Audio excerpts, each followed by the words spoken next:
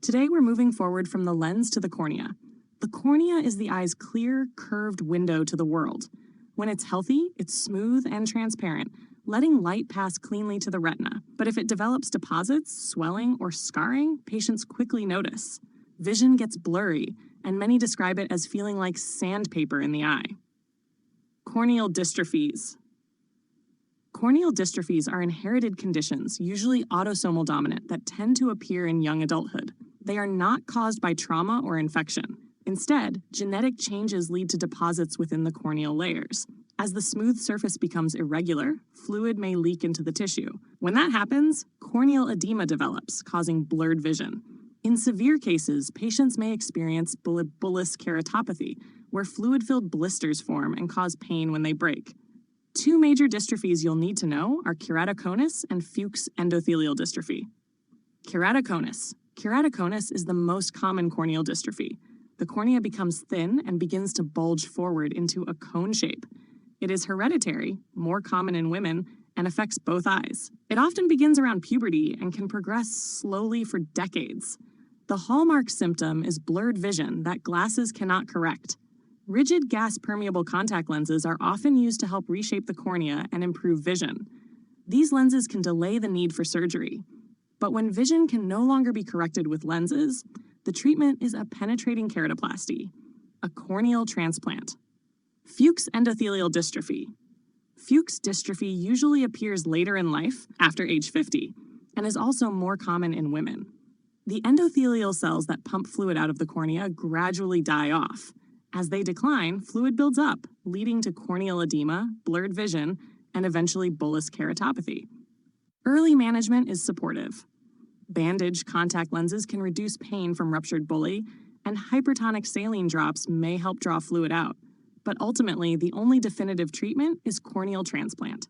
Corneal surgeries. Phototherapeutic keratectomy, PTK. PTK is like polishing the corneal surface with a laser.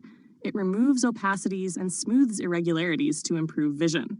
However, it is contraindicated in patients with active herpetic keratitis, as the UV light can reactivate the virus. Possible side effects include induced hyperopia and haze. Healing may be slow, particularly in patients with diabetes, and infection is a risk. Postoperative care involves pain management, protective lenses or patches, and the use of antibiotic, corticosteroid, and NSAID drops.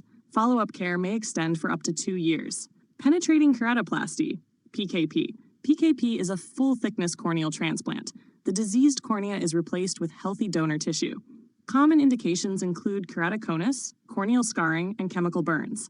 Success requires healthy eyelids, a stable tear film, adequate blinking, and good donor endothelium. Donor tissue is not used if the donor had infections such as HIV, hepatitis, or Creutzfeldt-Jakob disease, or if there is a history of eye tumors, trauma, or certain prior surgeries. Postoperatively, patients receive mydriatic drops for 2 weeks and preservative-free corticosteroids for months, often up to a year. Mild discomfort is expected, but severe pain is not.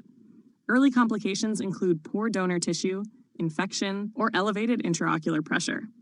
Late complications include graft rejection or failure.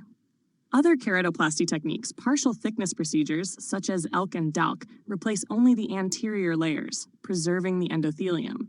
These are particularly useful in keratoconus.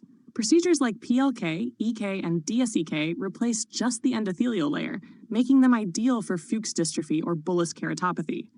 These approaches typically lead to faster recovery, less astigmatism, and lower rejection risk. Keratoprosthesis. When grafts fail repeatedly, or when the cornea is beyond repair, an artificial cornea may be implanted. Examples include the Boston KPro and AlphaCor. These options can restore vision but come with significant risks such as infection and glaucoma. Patients require lifelong monitoring.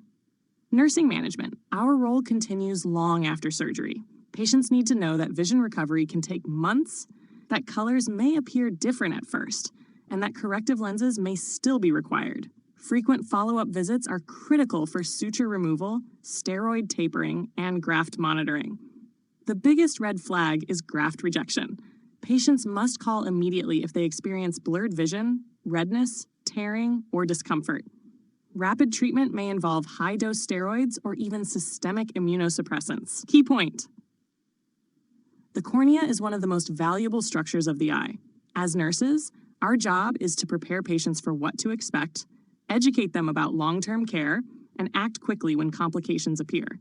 With the right support, patients can regain and protect their vision.